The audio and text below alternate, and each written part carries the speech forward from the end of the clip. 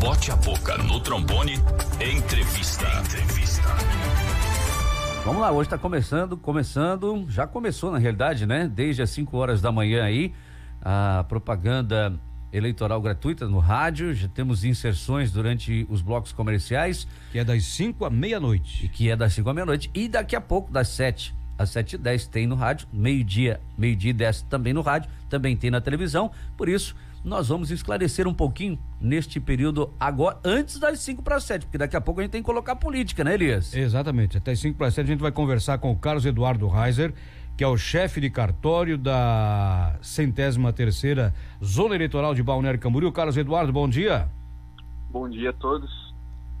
Pois é, a partir de hoje começa já então, Carlos, o horário político eleitoral, né? Também as inserções durante a programação. Tem gente que não gosta e eu entendo ainda que é uma forma, ainda mais quando estamos vivendo a pandemia de coronavírus, de as pessoas conhecerem um pouco os candidatos. Não sei se você concorda comigo, Carlos. Não, com certeza. Então, a partir de hoje, dia 9 de outubro, até 12 de novembro, teremos horário eleitoral gratuito para que o eleitor tenha essa oportunidade de ouvir as propostas, né, dos seus candidatos, tanto para ocupar o cargo de prefeito, bem como para vereador. Bom, Carlos, aqui, ok, rádio, televisão, tudo vai sair, né, de acordo com o protocolo acertado. Agora, na campanha de rua ou na campanha que está sendo feita nas redes sociais também. Por exemplo, vou fazer uma pergunta para você que me fizeram lá no início da semana, e a propaganda eleitoral. O perfureide que está sendo colocado, cada candidato coloca no carro dos seus, né, simpatizantes, enfim, que aceitam, e aí o cidadão assim, olha, eu sou motorista de aplicativo, eu tenho meu carro, eu posso colocar um perfureide no meu carro? E aí, Carlos, o que eu digo para ele? Olha, a lei eleitoral, ela não tem não define, né, exatamente sobre isso ainda, né? Provavelmente podemos ter algumas representações nesse sentido, mas a lei eleitoral, ela não abrange essa questão do motorista de aplicativo, que é algo até bem novo, né? Que já temos aí já alguns anos utilizando, mas não temos uma proibição propriamente dita. Nos táxis não pode, né? Não, no táxi não, porque o táxi tem a questão do alvará, autorização, né, concessão pública.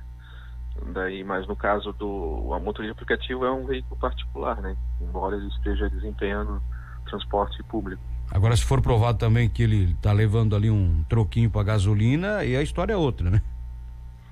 Não, realmente, aí uma coisa é você apoiar o seu candidato, né, gratuitamente, apoiando ele por meio do perfureide no veículo.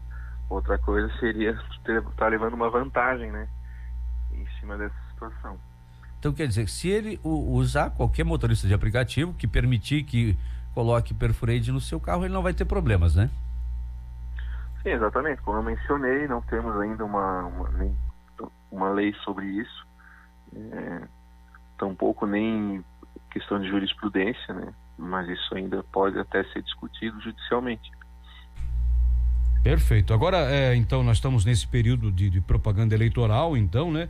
Tem muita coisa que mudou, né, na lei nos últimos tempos aí, a questão, inclusive, agora até pela pandemia de concentrações, não podemos ter aquelas concentrações, embora a gente saiba que tem acontecido algumas concentrações, né, Carlos? No caso, a propaganda eleitoral de rua, né, é permitido a distribuição de santinhos, a mesa de distribuição, né, mas tem essas restrições das aglomerações, que, por exemplo, no dia da eleição é totalmente proibido, né? Mas tem essa questão da pandemia que está limitando também, como você mencionou, essa concentração. Quais são as orientações que são dadas através de vocês para hoje as coligações, enfim, os candidatos que os procuraram para esclarecer dúvidas durante a campanha eleitoral? Olha, nós, né, não podemos prestar consultoria a partir de coligações. As orientações que a gente passa são de linhas gerais, né? As questões pontuais a gente não é permitido responder, né? Eles devem ter uma assessoria jurídica nesse sentido. Perfeito. Agora, claro, o eleitor também tem que ficar atento, já se preparar, inclusive, para o dia da eleição, que vai ser diferente, com distanciamento, né, evitando aglomeração. O que ele tem que se preparar para levar lá no dia que for votar, Carlos? Então, a eleição, que é no dia 15 de novembro, começa às 7 da manhã e vai até às 17. Lembrando que a recomendação para as pessoas idosas comparecerem nos primeiros horários, né? Mas isso não é uma restrição, né? É uma recomendação. O eleitor deve usar máscara e levar o documento oficial com foto, né? Pode usar o e-título ou também a carteira de motorista, identidade, carteira de trabalho, esses documentos que comumente são utilizados, né, como documento oficial. A quem compete a questão do dia da eleição, que a gente sabe, nos locais de votação aglomera. Existe inclusive aquela propaganda de boca de urna, que também já tivemos fiscalizações no passado, problemas no passado também, e agora se torna mais inviável ainda. Como é que vai ser isso? Quem é que compete fiscalizar?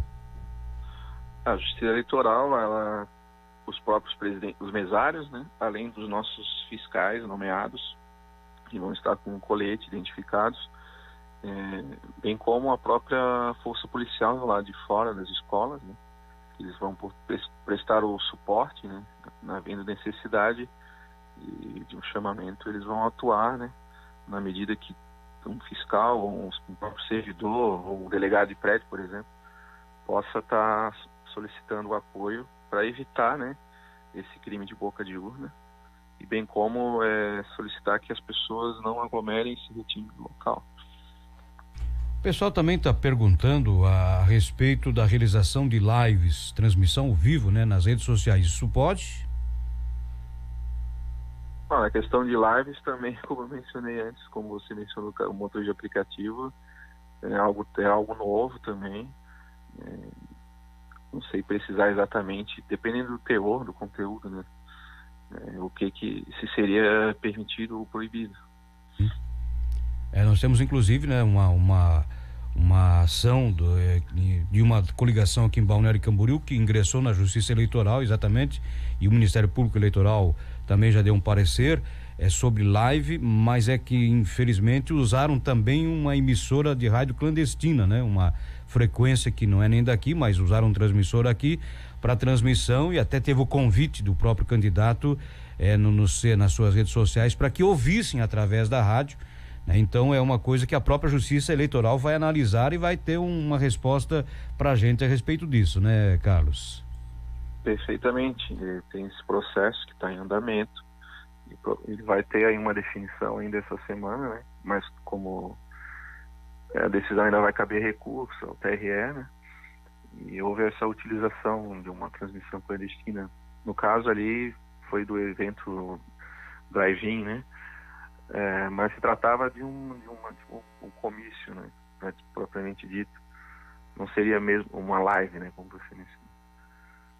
Quer dizer, na pior das hipóteses, nesse caso aí, a coligação pode ser multada por propaganda irregular. Na melhor das hipóteses, eu diria, né? A pior aí sim, a utilização clandestina, e a Polícia Federal está investigando, de uma frequência não autorizada para a transmissão do evento. Perfeitamente, temos situações distintas aí, né? Que seria um crime comum, né? E alguma coisa em relação à proibição, na questão de propaganda eleitoral. Mas isso vai depender ainda da decisão tanto do juiz eleitoral, bem como se houver recurso do TRE, né? Perfeito.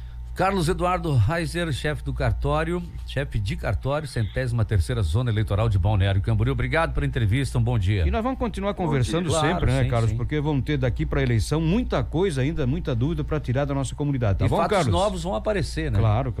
Obrigado. Você está no Bote a Boca no Trombone.